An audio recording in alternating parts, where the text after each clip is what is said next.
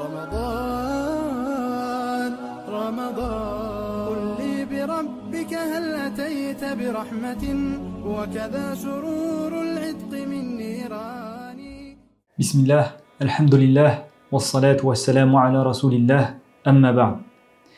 Chers frères et sœurs, nous continuons à prendre notre part de l'héritage du prophète Mohammed sallallahu alayhi wa sallam. Aujourd'hui, nous allons aborder un hadith qui est rapporté par l'imam Ahmed et l'imam Ad-Darimi rahimahullah. Ce hadith est un hadith qudsi dans lequel le prophète sallallahu alayhi wa sallam rapporte la parole d'Allah. Il dit, Allah exalté soit-il dit: ô fils d'Adam, tant que tu m'invoqueras et espéreras en moi, je te pardonnerai quoi que tu fasses et je ne m'en soucierai pas. Ô fils d'Adam, si tes péchés atteignaient le haut du ciel et qu'ensuite tu me demandais pardon, je te pardonnerai. Ô fils d'Adam, si tu venais à moi avec des péchés qui empliraient la terre et qu'ensuite tu me rencontrais sans ne rien m'associer, alors je viendrai à toi avec autant de pardon. Ce hadith renferme de grandes promesses d'Allah à ses serviteurs.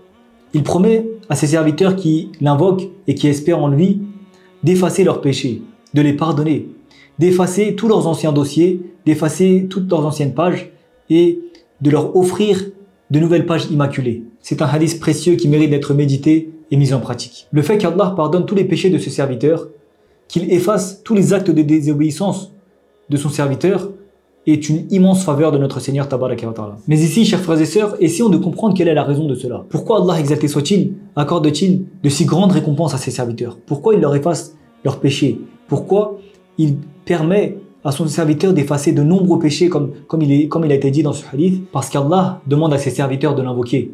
Il demande de placer leur espoir en lui, de le craindre, de se rabaisser devant lui, de s'humilier devant lui, de lui demander pardon, de reconnaître ses faiblesses. Et en retour, Allah exalté soit-il récompense son serviteur qui l'invoque, qui espère en lui effaçant ses péchés. Chers frères et sœurs, notre relation entre nous et Allah Tabaraka wa Ta'ala, notre relation de servitude entre nous et notre Seigneur repose sur cette base. Cette relation de servitude consiste à se soumettre à Allah Tabaraka wa Ta'ala, à l'invoquer, à se prosterner devant lui, à se faire petit devant lui, et c'est cela la base de la servitude. Les polythéistes n'ont pas su honorer Allah comme ils le méritent. Ils n'ont pas placé Allah à la place qu'il le fallait. Ils n'ont pas reconnu la grandeur d'Allah Tabaraka wa Ta'ala. Ils ont préféré ce bas monde à la grandeur d'Allah exalté soit-il. Ils ont été trompés par les attraits de ce bas monde. Ils ont été trompés par la vie d'ici-bas et ils n'ont pas reconnu la valeur d'Allah comme ils le méritent. Et d'ailleurs, Allah exalté soit-il dit concernant les polythéistes dans le Coran: وَمَا قَدَرُ اللَّهَ حَقَّ قَدْرِهِ. Ils n'apprécient pas Allah comme ils le méritent. Il dit qu'ils ne lui ont pas montré le respect qui lui est dû. Le prophète Nuh alayhi salam, après des centaines d'années de prédication à son peuple, il dit à son peuple: pourquoi ne vous comportez-vous pas dignement envers votre Seigneur? Pourquoi ne montrez-vous pas le respect qu'il faut à Allah Tabaraka wa Ta'ala? C'est ceci la base de l'association du shirk, c'est le fait de ne pas montrer la valeur qu'il faut à Allah Tabaraka wa Ta'ala, de placer Allah Azzawajal à une place qu'il ne mérite pas. Lorsque le croyant donne à Allah la valeur qui lui est due, lorsqu'il se fait petit devant lui, lorsqu'il ressent la grandeur d'Allah Tabaraka wa Ta'ala, lorsqu'il est humble, lorsqu'il se fait petit devant son Seigneur, alors Allah Azzawajal augmente son rang auprès de lui. Tu te fais petit devant ton Seigneur, Allah Tabaraka wa Ta'ala accorde de grandes récompenses, il pardonne tes péchés et il fait que ton rang est élevé auprès de lui. Chers frères et sœurs, c'est un des problèmes fondamentaux que nous rencontrons dans notre vie. Être un véritable croyant, un croyant sincère en Allah, c'est le fait de croire en Allah seul, de l'adorer seul, s'éloigner de l'association, du shirk, du polythéisme, des associateurs, et en même temps, c'est reconnaître la grandeur d'Allah Tabaraka wa Ta'ala. C'est reconnaître notre dépendance envers Allah Tabaraka wa Ta'ala, c'est se faire petit et être humble devant Allah Azzawajal. Et ceci dans tous les aspects de notre vie. C'est savoir que la perfection de la servitude réside dans cela. Iyyaka na'budu wa iyyaka nasta'in. C'est toi seul que nous adorons et c'est toi seul dont nous implorons le secours. Nous répétons ce verset à longueur de journée. Il faut le mettre en application, il faut être conscient de ce verset-là. C'est toi seul que nous adorons et c'est toi seul dont nous implorons le secours. Nous sommes humbles devant toi. Nous reconnaissons notre dépendance envers toi. C'est mettre en application ce verset et ce principe. Allah exalté soit-il dit dans un verset du Coran: Ya ayyuhan nasu antumul fuqara'u ila Allah. Ô hommes, vous êtes les indigents ayant besoin d'Allah. Wallahu huwal ghaniyyul hamid. Et c'est Allah, lui qui se dispense de tout et il est le digne de louange. Allah exalté soit-il nous montre que nous sommes faibles en tant qu'être humain, que nous avons besoin de lui, que nous sommes indigents, comme il le dit dans le verset, et ceci dans tous les aspects de notre vie. Regardons un peu la vie du prophète Mohammed sallallahu alayhi wa sallam. Le prophète alayhi salatu wa sallam reconnaissait cette dépendance envers Allah tabaraka wa ta'ala dans tous les aspects de sa vie. Non seulement en tant que prophète, mais aussi en tant que croyant exemplaire. Il invoquait Allah tabaraka wa ta'ala à longueur de journée, dans tous les moments de sa vie. L'invocation, c'est le fait de montrer la dépendance qu'on a envers notre Seigneur. C'est le fait de montrer la dépendance qu'on a envers Allah, exalté soit-il. Il invoquait Allah en temps de guerre, en temps de paix, lorsqu'il sortait de chez lui, lorsqu'il entrait chez lui, lorsqu'il entrait dans la mosquée, lorsqu'il sortait de la mosquée, lorsqu'il mettait un vêtement, lorsqu'il le retirait. Dans tous les aspects de sa vie, il invoquait Allah tabaraka wa ta'ala. Et tout ceci nous montre la dépendance qu'il a envers Allah tabaraka wa ta'ala. Il ressent le besoin d'invoquer son Seigneur, et nous aujourd'hui, nous devons faire de même.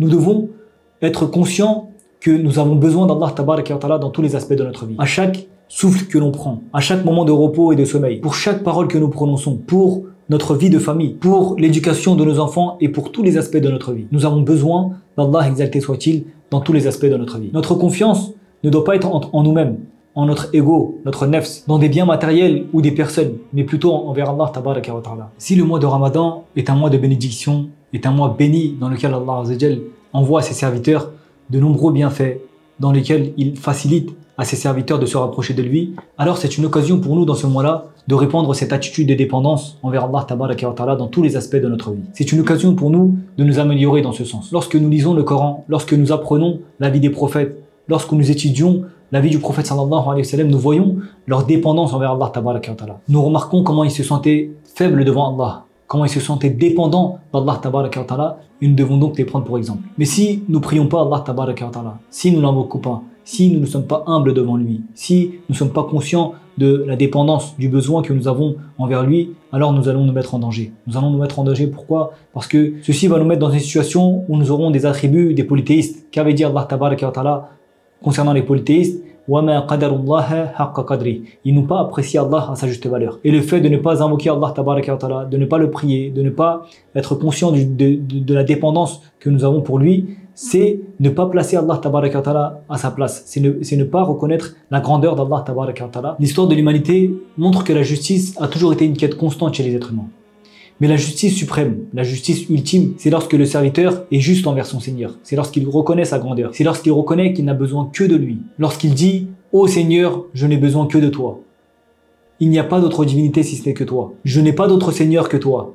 Je n'ai personne d'autre à qui m'adresser, à qui invoquer, à qui demander les besoins que j'ai. S'il y a une justice à rechercher, c'est celle-là, mes chers frères et sœurs. C'est reconnaître la grandeur d'Allah tabaraka wa ta'ala, nous mettre dans une position de servitude envers notre Seigneur, l'adorer comme il se doit, ne rien lui associer et reconnaître notre état de dépendance envers lui. Alors, nos prières seront différentes, nos actes d'adoration seront différents, tous nos actes seront différents. Pas seulement nos actes d'adoration, mais tous nos actes du quotidien seront différents. Nous ressentirons le besoin d'Allah dans toutes nos actions. Nous placerons notre confiance à Allah plutôt qu'aux causes. Nous nous attacherons à Allah plutôt qu'aux causes. Nous aurons confiance en notre Seigneur plutôt qu'à nous-mêmes, à des personnes ou à des choses matérielles. Et ceci améliorera notre relation avec Allah tabaraka wa ta'ala, augmentera notre état de servitude, augmentera notre piété. Si le mois de Ramadan est une occasion pour nous, alors l'une des façons de profiter au mieux de cette occasion et d'atteindre cet état de dépendance et de besoin envers notre Seigneur, qu'Allah exalté soit-il fasse que nous soyons des serviteurs qui ressentent ce besoin et cette dépendance envers Allah tabaraka wa ta'ala. Allahumma amin wa akhiru da'wana anil hamdulillahi rabbil alamin.